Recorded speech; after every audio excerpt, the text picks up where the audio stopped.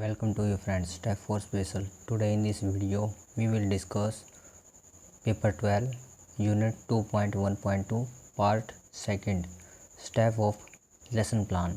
आइए जानते हैं कि शिक्षा क्षेत्र में किस प्रकार से यह उपयोगी है। स्पेशल एजुकेशन से संबंधित वीडियो प्राप्त करने के लिए like and share subscribe step 4 special और अपने कमेंट ज़रूर लिखें। Thank you friends. आगे दिया गया है स्टेप ऑफ लेसन प्लान। आइए जानते हैं इसके बारे में कि लेसन प्लान तैयार करने से पहले किन किन स्टेप्स को हमें ध्यान में रखना होता है और किस प्रकार उसको सीक्वेंस वाइज फॉलो करते हैं। फर्स्ट पॉइंट दिया गया है तैयारी। हार्वर्ड के अनुसार बालक के मस्तिष्क को नए ज्ञान को प्रदान करने के लिए तैयार किया जाता है।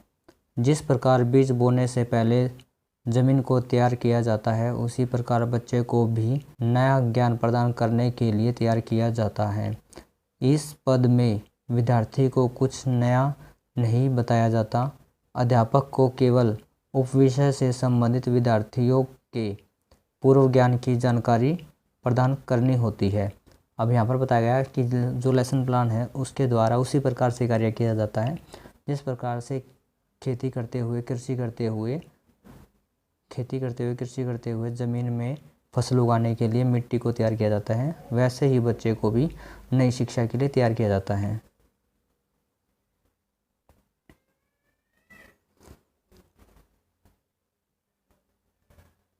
आगे दिया गया है अध्यापक को केवल उपविषय से संबंधित विद्यार्थियों के पूर्व ज्ञान की जानकारी प्रदान करनी होती है और उसे नवीन ज्ञान से संबंधित करना होता है। अब यहाँ पर बताया गया जो छात्रों द्वारा पूर्व कक्षा में सीखा हुआ ज्ञान होता है उसको ही कोरिलेट करके आगे के ज्ञान के साथ जोड़कर उसको शिक्षा देने के लिए तैयार किया जाता है। सेकंड पॉइंट दिया गया पूर्व ज्ञान का परीक्षण।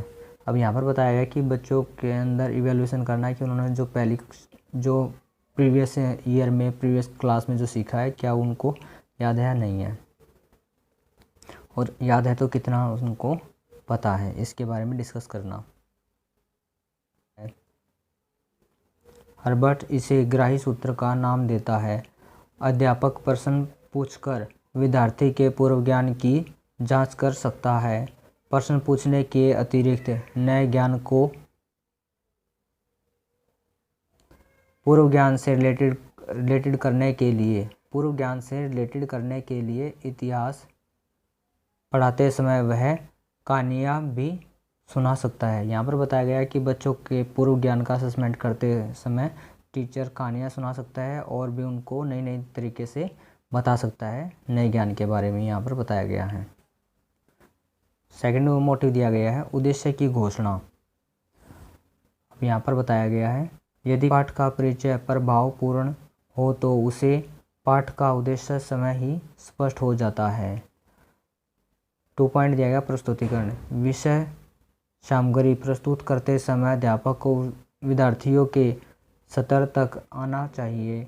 अध्यापक विषय सामग्री विद्यार्थियों के समक्ष प्रस्तुत करता है जो मनोवैज्ञानिक सिद्धांतों जैसे सरल से कठिन, साधारण से जटिल, मूर्त से अमूर्त आदि पर आधारित होने चाहिए। विद्यार्थी नए विचार तथा ज्ञान प्राप्त करते हैं। इस पद में विद्यार्थी तथा अध्यापक दोनों क्रियाशील रहते हैं। अब यहाँ पर बताया कि किस प्रकार से बच्चों को अगर किसी जो टॉपिक है जो लेसन है उसके नाम से ही बच्चों को कुछ हद तक लेसन के बारे में स्पष्ट हो जाता है। अब यहाँ पर उसके प्रस्तुतिकरण के बारे में बताया गया है कि जब टीचर बच्चों के सामने लेसन का प्रेजेंटेशन करता है तो वहाँ पर भी जो टीचिंग लर्निंग मटेरियल है, शिक्षण अधिगम सामग्रियाँ हैं उनके थ्रू और जो मनोवैज्ञानिक सिद्धांत हैं उनके आधार पर बच्चे को नए ज्ञान के साथ जोड़ा जा सकता है उसके पुराने ज्ञान को आधार मानकर, यहाँ पर बताया गया है। थर्ड पॉइंट दिया गया है संबंधीकरण। इसमें पूर्व ज्ञान को नवीन ज्ञान के साथ तथा नए विचारों से परस्पर संबंधित किया जाता है। इस संरचनात्मक प्रक्रिया के द्वारा विद्यार्थी स्वयं नया खोजते हैं, उदाहरणों के आधार पर नए तथ्यों का ज्ञान प्राप्त करते हैं। यहाँ पर बच्चों का कोरिलेशन के बारे में बताया गया है कि किस प्रकार से वह पूर्व ज्ञान के साथ नए ज्ञान को जोड़कर सीख सकते हैं। सामान्यीकरण जनरलाइजेशन। इस पद में अध्यापक विषय सामग्री की सूझबूझ विकसित करने के लिए विद्यार्थियों को सम्मिलित करता है। अध्यापक का काम विद्यार्थियों को सुएकत्रित एवं सुनियोजित समन्वय सामग्री से सामान्य सिद्धांतों की रचना की योग्यता प्रदान करना है। यहाँ पर बताया गया कि किस प्रकार से छात्रों में जर्नलाइजेशन की स्किल डेवलप की जाती है।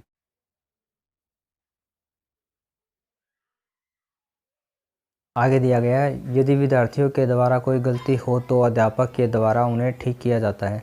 अब यहाँ पर अगर बच्चे कहीं पर कोई मिस्टेक करते हैं तो जो अध्यापक है वो उसको करेक्ट करके बच्चों को बताता है। 5 पॉइंट दिया गया है, प्रयोग एप्लीकेशंस।